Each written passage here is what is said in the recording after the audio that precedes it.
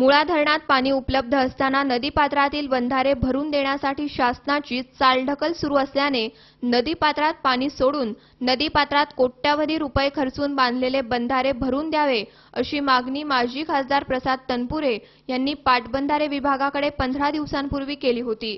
श्री तनपुरे यांच्या मागणीवरून अखेर पाटबंधारे विभागास त्याची दखल घेऊन शनिवारी दुपारी 3 वाजता पाणी सोडण्याचा निर्णय घ्यावा लागलाय। राहुरी तालुक्यात मुळा नदीवर डिग्रस, मानोरी, मांजरी, वांजुलपोई या ठिकाणी श्री तनपुरे यांच्या कालावधीत या बंधाऱ्यांची कामे पूर्ण झाली होती। या बंधाऱ्यांमुळे नदीकाठच्या हजारो एकर शेतीला फायदा झाला असून पूर्वी या बंधाऱ्यांमध्ये कायम पाणी असल्याने त्याचा शेतीसाठी तसेच नदीकाठच्या नागरिकांना फायदा होत असे। धरणाच्या कार्यक्षेत्रात पाऊस कमी होत गेल्याने आणि नदीपात्रात पाणी सोडण्यास आलेले निर्बंध यामुळे नदीपात्रात पाणी सोडण्यात येत नव्हते। त्यात तालुक्याच्या राजकारणात बदल झाल्याने नदीपात्रात पाणी सोडून बंधारे भरण्याकडे लोकप्रतिनिधींचा पाहण्याचा दृष्टिकोन वेगळा असल्याने नदीपात्रात पाणी सोडले जात नव्हते।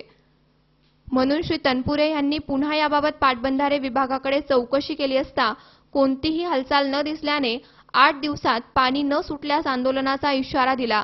श्री तनपुरे यांच्या मागणीवरून अखेर पाटबंधारे विभागास त्याची दखल घेऊन पाणी सोडण्याचा निर्णय घेण्यात आलाय।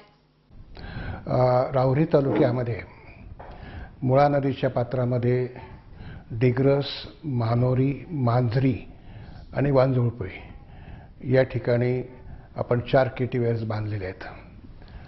80 सालापासून माझं एक विजन होतं की भविष्यामध्ये आज जे राहुरी तालुक्याला पाणी मिळतं तेवढं पाणी काही भविष्यात मिळणार नाही, कारण उद्योगधंद्यासाठी पिण्यासाठी पाण्याचं वाटप होणार आहे।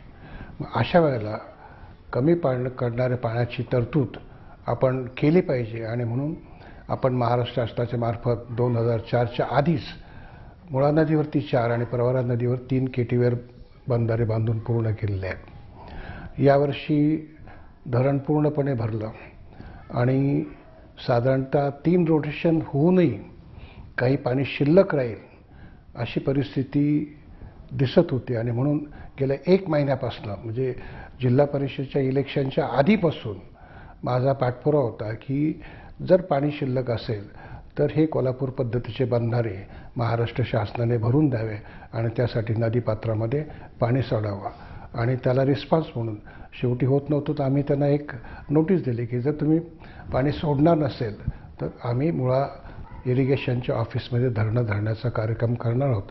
परंतु त्याला प्रतिसाद शासकीय अधिकाऱ्यांनी दिला आणि काल मुळा धरणातनं पाणी सोडण्यात आलेले आणि 4ही बंधारे या पाण्यानं भरून जातील। त्यावेळेला आजूबाजूच्या शेतकऱ्यांना शेतीलाही पाणी उपलब्ध होईल, पिण्यासाठी पाणी उपलब्ध होईल आणि पिण्यासाठी पाणी उपलब्ध करून देण्यासाठी सरकारला, शासनाला टँकर चालवण्याचा जो खर्च आहे तर तो खर्चसुद्धा शासनाचा वाचणार आहे आणि पिकंही शेतकऱ्यांची वाचतील। अशा पद्धतीनं हे बंधारे भरल्यानंतर राहुरी तालुक्याला आणि नेवाशा तालुक्यातल्या सुद्धा काही भागाला निश्चितपणे फायदा होईल। हा एक भाग झाला, पण याच्या पूर्वीपासून माझा प्रयत्न असा होता, साधारणपणे 2004च्या जुलै महिन्यातल्या 14 तारखेला मी विधानसभेमध्ये एक भाषण केलं होतं की मानवी संस्कृती ही नदीच्या काठावर निर्माण झालेली आहे आणि हजारो वर्ष नुसतं राहुरीच मुळा नदीच नाही तर जगामध्ये जेवढ्या नद्या आहेत त्या नदीकाठचे लोक नदीच्या पाण्याचा वापर करतात। ठीक आहे, आज मुळा नदीवरती नांदूरला धरण बांधण्यात आलं, समुद्राला वाया जाणारं पाणी आपण अडवलं, पिण्यासाठी ते पाणी दिलं, दुष्काळी भागासाठी पाथर्डीसारख्या भागाला सुद्धा आपण पाणी दिलं, नगरच्या MIDCला असेल उद्योगधंदे चालवण्यासाठी पाणी आपण त्या ठिकाणी दिलं।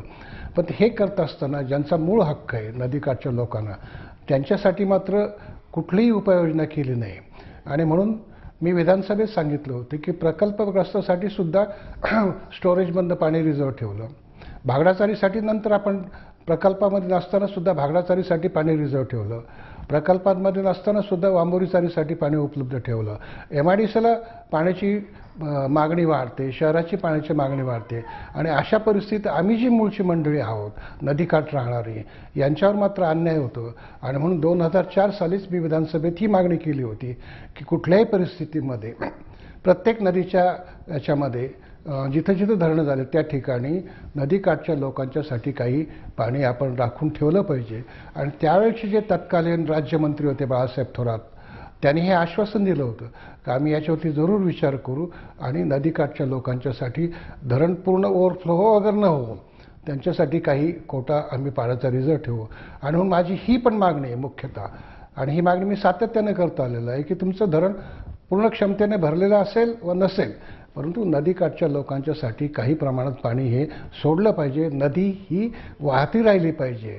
आणि हे याला साधारणतः माझ्या माहितीप्रमाणे घटनेमध्ये सुद्धा तरतूद आहे की नदीचं पोल्युशन कमी व्हावं, नदीतले सर्व प्राणीमात्र जिवंत राहावेत, यासाठी नदी वाहती राहिली पाहिजे असं सुद्धा घटनेमध्ये त्या ठिकाणी सूचना करण्यात आलेल्या आहे. म्हणून पाणी तर सोडलं, पाण्याचा तर प्रश्न यावर्षी सुटला, परंतु दरवर्षी काही पाणी साधारणपणे अर्धा TMC म्हणजे 500 MCFT पाणी हे मुळा नदीच्या पात्रात मुळा धरण भरो अथवा न भरो उन्हाळ्यामध्ये ते सोडण्यासाठी पाणी रिझर्व्ह ठेवा, अशी त्या ठिकाणी माझी मागणी आजही आहे.